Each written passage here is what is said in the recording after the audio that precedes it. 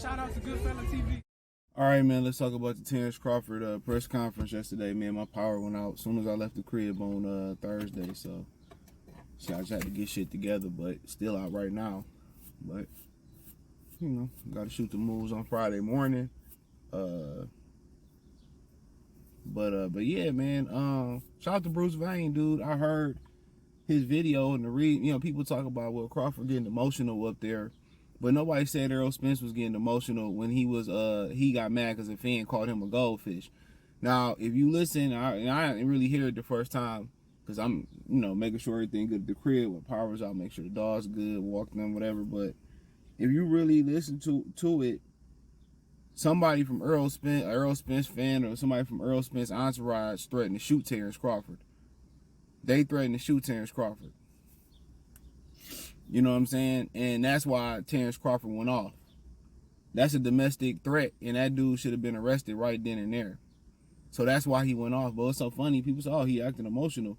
But when Derrick James is up there, who's supposed to be a practicing Buddha, is getting out of his goddamn serenity and calling Bo Max, talking about eating Cheetos and all this type of shit. And, I got hella dirt on Derrick James. Let's just say this. Let's just say he ain't even he's not even a trainer of one undisputed fighter. And Jermell Charlo know what I'm talking about. You can screenshot it, you can screen record it, send it to his ass. Derrick James, not even a trainer of one undisputed champion. So when Bo Max said you ain't never been here, it's a fact that he ain't never been here before. So Derrick, I know, you Millie fucking Vanilli out here when it comes to Jermell Charlo. You Millie Vanilli. And no, I'm not just talking about Juan Guzman either. You Millie Vanilli out here, dude. You ain't never coached no undisputed champion. Let's just say that. You talking about, you got a whole staff, nigga. You got two more ninjas behind you, and you wasn't even training the man for the fight. How about that? You just the front man. Send that to Jermell Charlo and see what the fuck he say. And niggas, oh, he's emotional. Jermell Charlo emotional 24/7. See, I don't say nothing about Jermell Charlo being emotional. There ain't shit wrong with being emotional. Lions show emotions all the time. Errol Spence just showed emotion when he argued with a fan 50,000 feet away, called him a goldfish. Niggas like, oh man, fans act like fighters want to whoop their ass. Nigga, like I tell you, a random person is more dangerous to you than anybody else in this world. Because you don't know what these ninjas holding. What Fat Joe just said, he said, I got shot by the scariest, most cowardly guy in the world. So, like I said, these fighters be going around, be thinking that shit sweet, man. One of these hoe ass niggas real nigga will pull the trigger on your ass in a minute. You're more likely to get shot as an MMA fighter, as a boxer, than anybody else. And I'm not going to use no examples because we got a few boxers dead fruit fighters dead from that situation.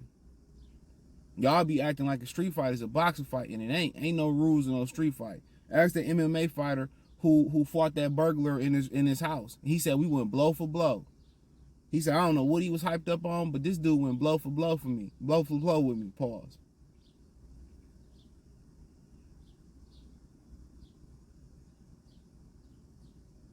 You know what I'm saying? Don't forget Gervonta Davis went the distance with a bartender outside the bar. Let's not forget those things. Y'all be quick to forget. But then again, you got to remember who started all this shit. It was Errol Spence who started. What's so funny is people mad at Terence Crawford. For what reason you don't like Terence Crawford? That's what I'm trying to figure out. He gave you no reason. Because he didn't speak to the media. Because he signed with Top Rank. So did Floyd Mayweather. So did Oscar De La Hoya. So did Manny Pacquiao. Y'all still dick suck Manny Pacquiao. Let's call a spade a spade.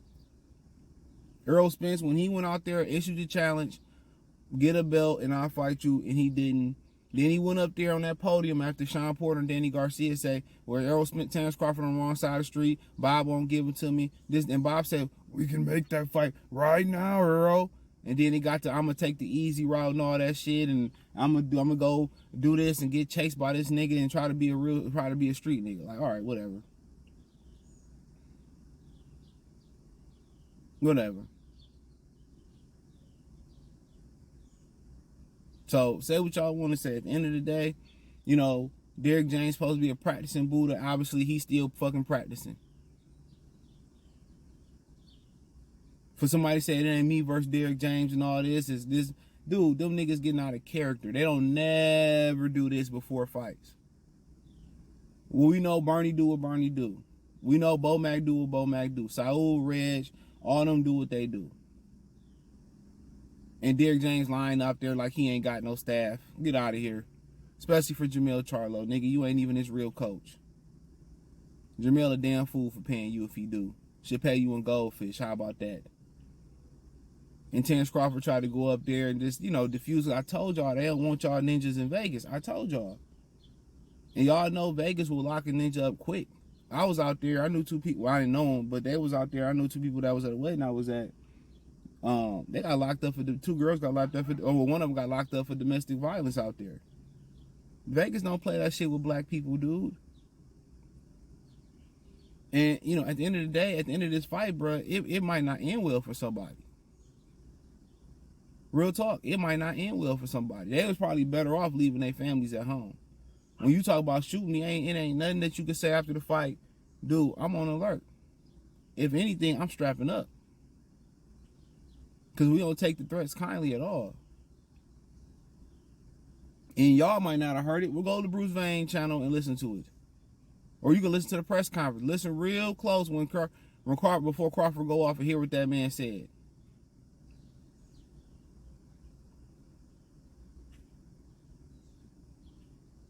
Come on. For years, they slandered Terence Crawford's name. The PBC, Errol, Spence, Derrick James. For years, they slandered the man's name. People say, some people say, well, Crawford looked dead up there. Dan Raphael said, well, Errol looked dead up here. You look good. Hey, dude, I don't know. One day before the weigh-in, they both look a little sunken in. And they weighing in at, I think, 3 Pacific time. 6 Eastern Standard Time. So 3 Pacific time would be 12 p.m. Eastern Standard Time. So that's the customary weigh-in for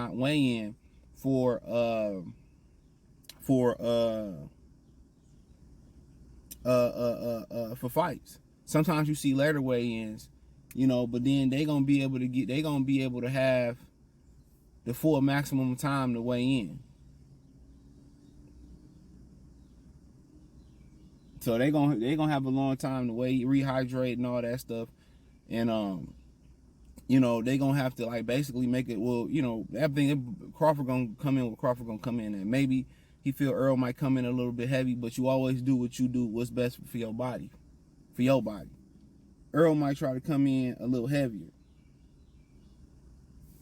Yeah, Errol might try to come in a little heavier. So that might be something to look at. But the one coming in heavier, you're gonna be a little bit slow, a little bit sluggish, maybe, and then also you'll be able to absorb punishment. And once if you get his speed to drop off and you're able to cut the ring, then your physicality will come into play. But like I said before, with Terence Crawford and Alexander Usyk, they know how to deal with that. And Errol Spence going up there. And he really didn't say much. The face-off was the face-off. Crawford gave him the ice grill. People say, well, that doesn't matter. But if Errol Spence did it, it'd have been, see, Terence Crawford turned away first. He a bitch, he did. I mean, like I said before, dude, I'm not arguing with nobody going back and forth. I'm not going back and forth with no Errol sexual. I'm not going back and forth with no Terence Crawford fan about this fight. We have 5 fucking years to go back and forth. We got 5 years to go back and forth. For 4.5 of those years, aerosexuals told us